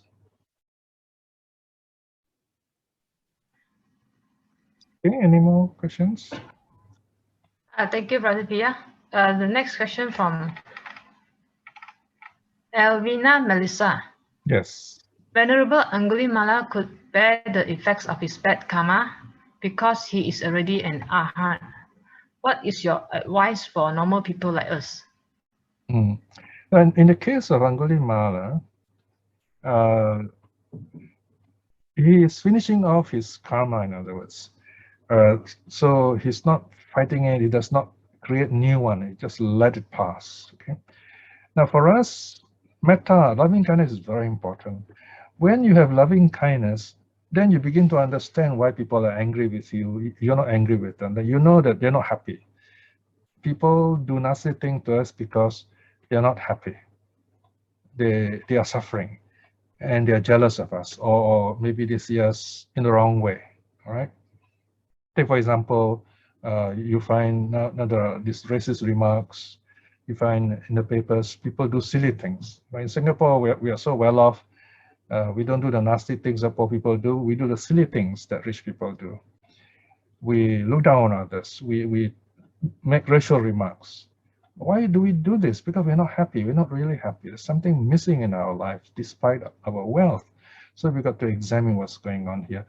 But if you have loving kindness, then you look at people or the different races, then in your mind you say, oh, man, they all be happy. It's so wonderful. They're from different races, they get married and they tolerate each other more, they respect each other more. So if you're happy, then you will not want to bring pain to others. Those who bring pain to others, they are suffering themselves, so they want to hurt others. They're angry because they are in pain. That is why loving kindness is very important. We must not put ourselves in pain and then we get angry and then we say all these things we don't mean. And we're creating karma. You know, karma is created whether you're conscious of it or not. It's still karma, is it? For example, if you're a butcher and you're so used to killing that you don't think twice about killing, and you don't even remember it. You say, "Oh, I'm doing this for my family, my children," no, but you're still killing. See? So this is the thing about karma. It happens even though we're not conscious about it.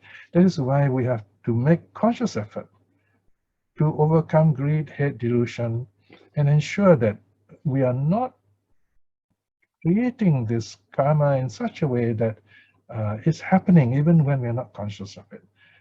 So when you do have loving kindness, you are safe. So loving kindness is the key practice here as a safeguard against bad karma, preventing the negative intentions.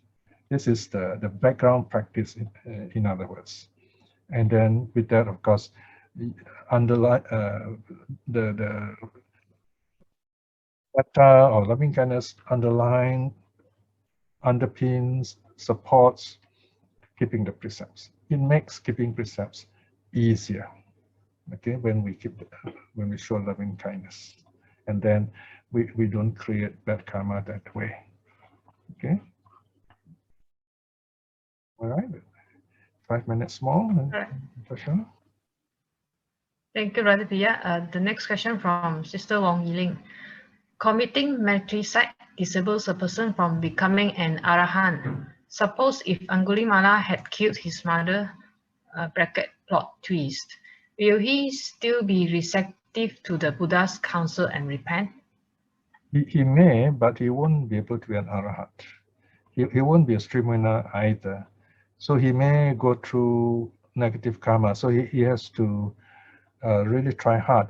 Now, there are stories about others who have killed a lot of people, although killing a father, killing mother, not mentioned.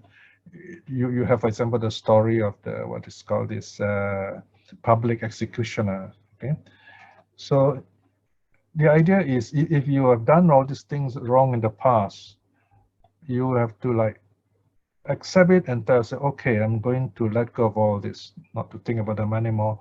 Do not create those conditions again, so that you can at least practice some kind of peaceful mental state. Then you'll die happy and you're not reborn in the subhuman states.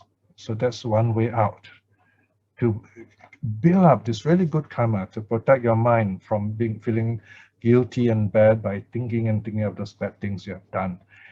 And definitely not doing it again, because if you do it again, it means you are still thinking about it. That means you'll be caught falling down into the subhuman states again when death comes. Or even in this life itself, you're already caught in the subhuman state because your thoughts are still violent. Right now, what we are depends on the way we think and the way we act, right? We don't need to be reborn to attain those subhuman states. Okay? All right, next question, anymore? Last one. Thank you, Brother Piya. Then, last question. From Brother Elsia. Yes. Okay, he's asking whether could this sutta be also like the Chinese saying of let go of the butcher knife and immediately becomes the Buddha. Like his direct English translation from 放下屠刀立地成佛。立地成佛。Okay. Yeah. I wouldn't make it so easy, but the spirit is there, the meaning is there. If you take it a long term, yes, okay, that in the past life, maybe you have done something wrong, but then you build up your good karma over many lives. But in this life itself, it's not going to be so simple. But the idea is there. The saying is telling you, you want to stop bad karma, you got to stop now. Stop killing now. It starts there. And if you can do this, then the path of the Buddha is open to you. It's not that you can become Buddha in this life. I mean, that is ridiculous, you know. I mean, how can people take so many lives to be Buddha? You can't just become Buddha in this life by stopping killing. But it starts there. That's the meaning. It starts there. So this kind of saying is to remind you, stop doing bad right now. It starts here, and that's the impact of it, you see. So if you stop now, you can even become Buddha if you want to. Not exactly now, you see, but it's possible. Or you can say you will see the path to Buddha. Of course, if you have to say so many words like this, the impact is different. We can say in a talk like this, but at the moment of urgency, you want to have a short, quick talk, you see. So that's fine at that kind of situation, I suppose. Yeah.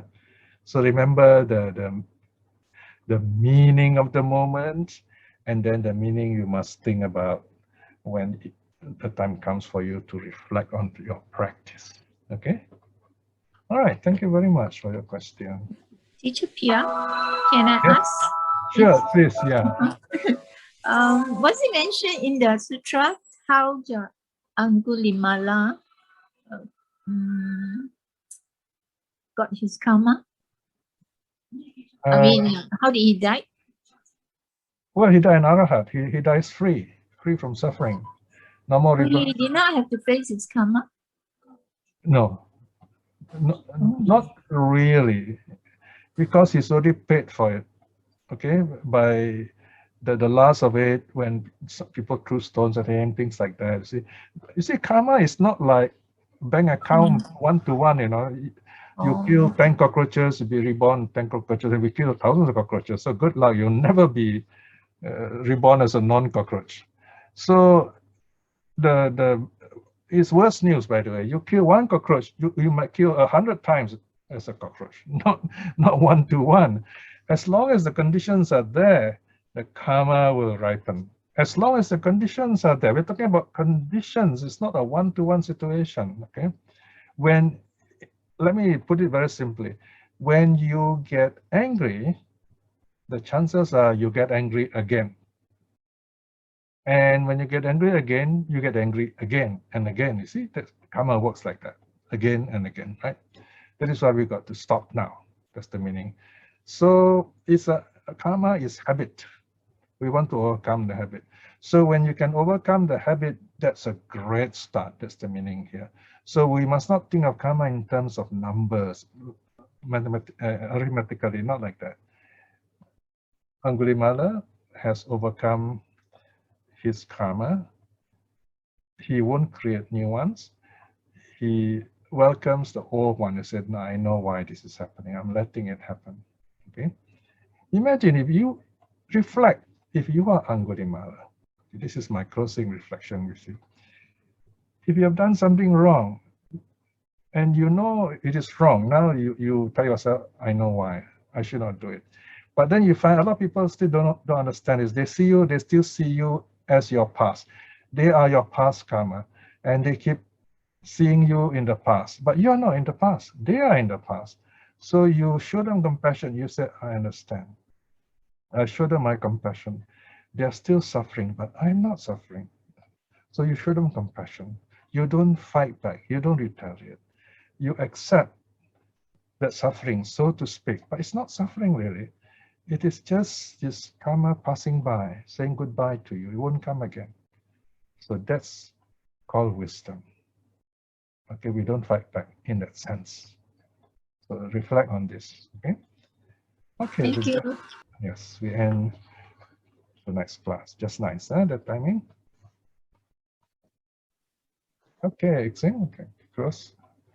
Oh, who's in charge of closing? Thank you. Thank you. Okay, Wendy. Yes. Yeah, no more questions. We close for today. Actually, there's one more. There's one more. One more. Okay, last one. Quick one, huh? If it's okay. From Brother Tan Kim Si. I can see. Yes, yes. Yeah. Nowadays, it is very difficult to walk the right path because of so many being misled and distracted by the so many called Dharma teachers or cult gurus. How can we help to correct these unfortunate happenings? Yes, it's not easy. You know, I wrote ST 7.9. It took me many years to write ST 7.9 people ask me, why do I give up my monkhood? It's not an easy question to answer. You can't just give one short reply. It took so long to make the decision, you know. And there's so many ways of looking at it. So I've written it in a way where you look at yourself and you tell yourself, let me see the mistakes, let me not make the mistakes, all right? So I've written 7.9 with all those stories using defense mechanism. You see, these teachers, there are so many of these crazy teachers today because people are more intelligent, the teachers are more intelligent, and the world is becoming richer, so they want to be entertained, they're tired of doing good. Look at the way the rich nations react to COVID, and look at how the Singaporeans react to COVID, very different, isn't it? Even in Malaysia, you see so many people suffering, you have to stay at home, and so worried about their livelihood. But the monks are living easy lives. They still get the support and so on. So sometimes they can forget what they're supposed to do. So as lay people, you have to remind them, this is what we want. We want the Buddha's teaching. So all my life is that kind of story. I look at monks, I tell myself, wow, I can learn the Dharma. I always want to learn the Dharma from them. And I will go up to them and ask them. So you show the monks, this is what you want. You don't want them to be money monks. You don't want them to be famous monk. You don't want them to be title monk. It doesn't matter. You don't have to be a venerable PhD doctor. We want you to be a practitioner. Tell them that. Because if you don't, then you get the kind of Buddhism you deserve.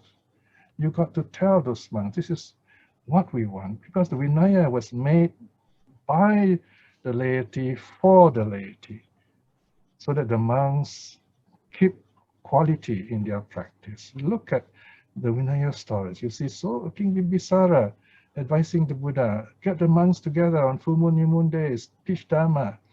And then the other rules the Buddha made so that lay people are not abused, are not corrupted. The Buddha told the monk, don't corrupt families and so on. In a sense, it's very similar to the Buddha's time.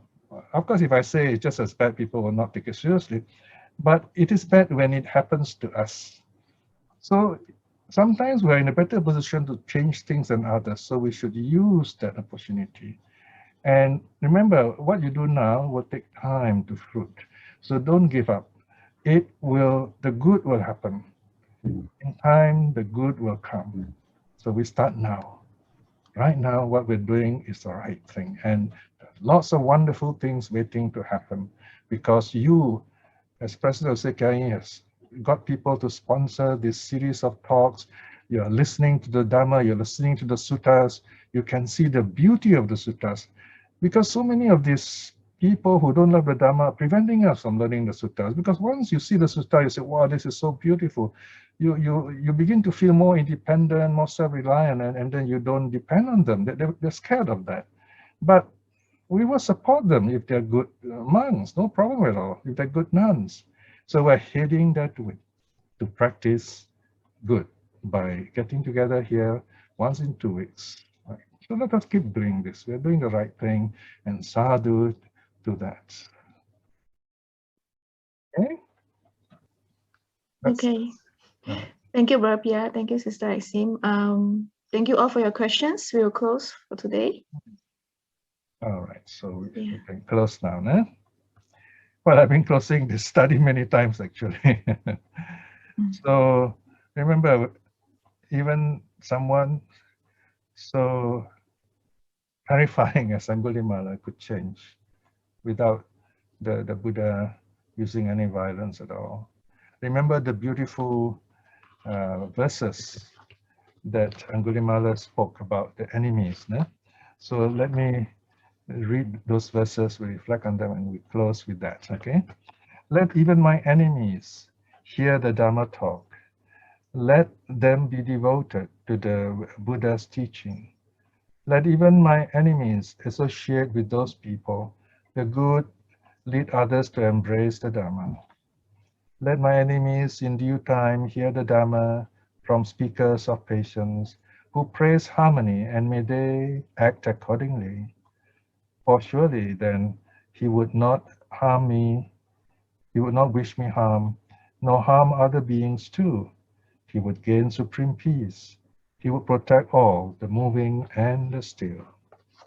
So now with the peace of mind, let us wish ourselves well and happy, that our minds be clear, we can listen, study the suttas, practice meditation. May our loved ones to be well and happy. And in these difficult times where we have to stay home and we are limited in our movement, may we spend this time to build our inner strength, and study the sutta, study the Dhamma. With that, let us close by saluting the three jewels. Arahang Samma Sambuddho Bhagava Buddhang Bhagavantang Abhivademi. Swakato Bhagavata Dhammo Dhammang Namasami. Supatipanno Bhagavato Savaka Sangho Sanghang Namami. Sadhu, sadhu, sadhu. Okay, very good. Thank you, everyone. Thank you, Brother Thank Piya. you, Brother Thank you, Piya. Piya. Thank all you, participants. everybody.